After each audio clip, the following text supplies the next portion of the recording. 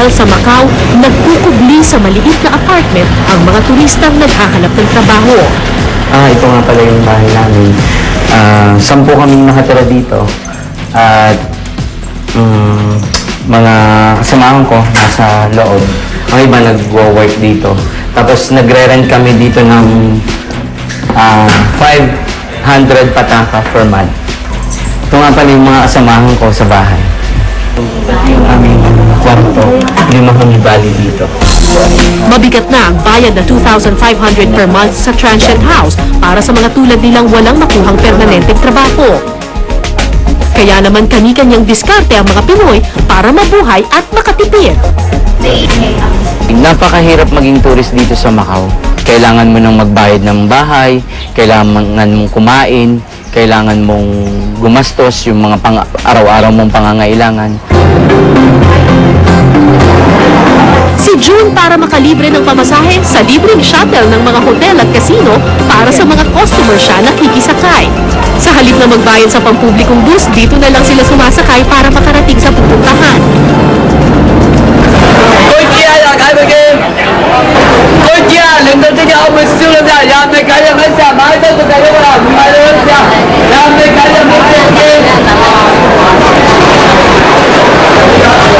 Para naman malagyan ng laman ng tiyan, sa mga free taste ang kanyang tinitikman. Ito, maganda dito sa Macau, maraming libre, free taste. So pwede kang magpabalik-balik para makakain ka, at least survive kayo. Maraming pumapasyal dito sa May Putol, St. Paul, para makalibre ng pagkain.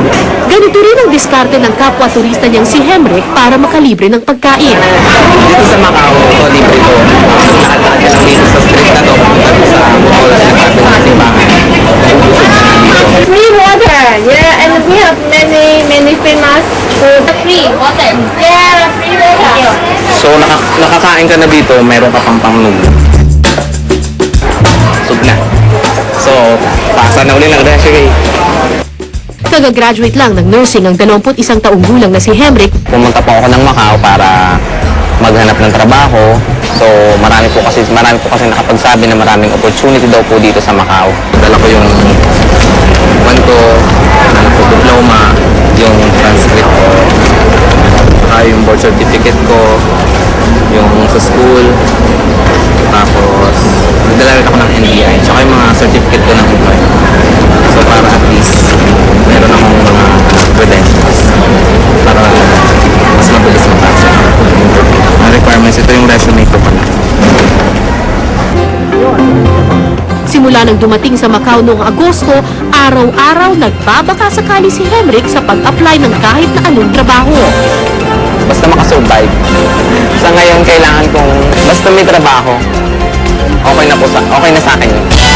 At sa sandaling magutom, sa mga kasino din siya pumapasok para makalibre ng pagkain.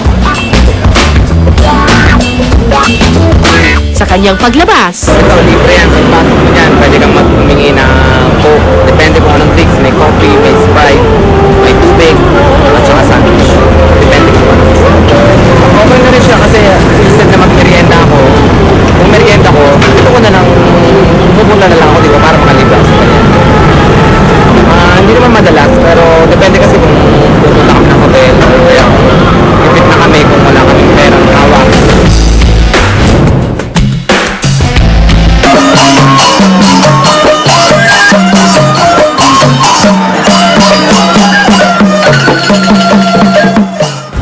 ang sabi nila, ang Macau daw ang Las Vegas ng Asia, kaya hindi na nakapagtatakang maraming Pilipino ang nasisilaw sa makikinang na ilaw ng Macau. Gagawin nila ang lahat, makikipagsapalaran dito para lang makapagtrabaho kahit pa sila ay magtago ng magtago.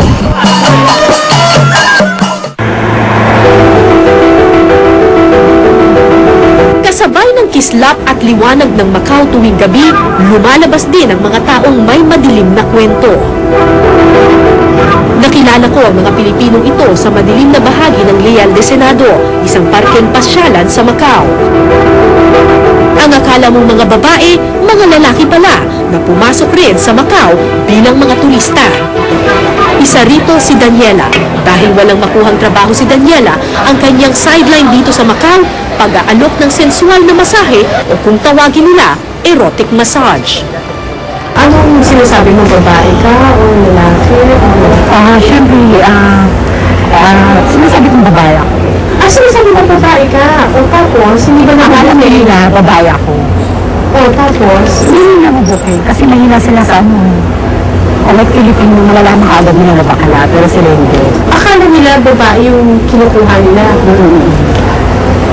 Tapos, bakit hindi nila nalalaman? Hindi ko alam kung bakit kasi siya sa boses pa lang, di ba? Oo, Mas oo. obvious na na I love you. Oo. Sa mga haplos at hagod, kumikita daw sila ng 100 pataka o 500 pesos kada oras. So, yun yung sideline ng mga gays dito. Di ba rumaraan pa sila ng marakit-rakit na customer? Paano rumaraan pa? Kagaya nung ipapaano sila pick up. Ayun, hindi ba yun nahahalatang gay sila? Yung iba nahalata, yung iba hindi. Sa ganitong kalakal, kadalasan daw ang kanilang parokyano ay mga foreigner.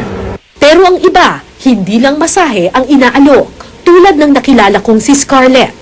Nung na-meet ko si Scarlett, tinanong ko siya kung ano yung trabaho niya. Tapos ang sinabi niya sa akin, massage daw.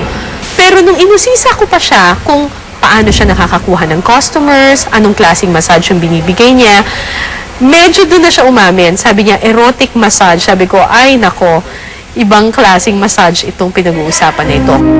Ang unang alok na pagmamasahe, nauuwi sa all the way na serbisyo. No choice talaga. Wala na akong magagawa. Hindi ko man gusto to na ganito. Minsan umiyak na ako sa kama kasi pakarap, hindi ko naman ginugusto yung lalaki, di ba? Pero napipilitan na lang dahil iniisip mo yung pamilya mo. Kapit sa patalim ang mga turistang bading sa ganitong kalakal. Pero kahit illegal, patuloy silang naghahanap ng customer sa kanilang pagtambay. Ladyboy or she-male ang tawag sa amin dito. Tapos, in demand kayo kahit Yeah, na... sa mga white men, actually, sa mga Caucasian white. Western guy. Ayon pa kay Scarlett, meron din silang website kung saan makikita ang kanilang larawan, numero at ang serbisyong kanilang inaalok. May website kayo, tapos yung website na yon ang ino-offer ay... Yeah, in call. Massage. Erotic massage. What we call erotic massage. As in, doon kami kumukita. At hindi ka dumumaba ng presyo ng 1,000 pataka. 1,000! Pataka. Magkano yun in pesos? 6,000. Sa isang erotic massage. Don't you feel sometimes na parang, syempre, nakakaano sa dignity mo and Ay, hindi. Bakit ako mahihiya as long nabubuhay ako sa magandang paraan din? Alam ko hindi magandang paraan to, pero kaysa sa magnakaw ako tulad sa Pinas, mangisnash ako doon, dito na ako sa ibang bansa. At least wala makakakilala sa akin. Habang mailap ang trabaho para kina Daniela at Scarlett, kapit patalim sila sa ganitong kalakal. pinagdarasal ko na sana one day matauhan or mapag-isip-isip si Scarlett at isipin niya na mahalaga yung buhay, na mahalaga rin yung pamilya, hindi lang puro pera. Sana magkaroon din siya ng pagkakataon na makauwi dito sa Pilipinas.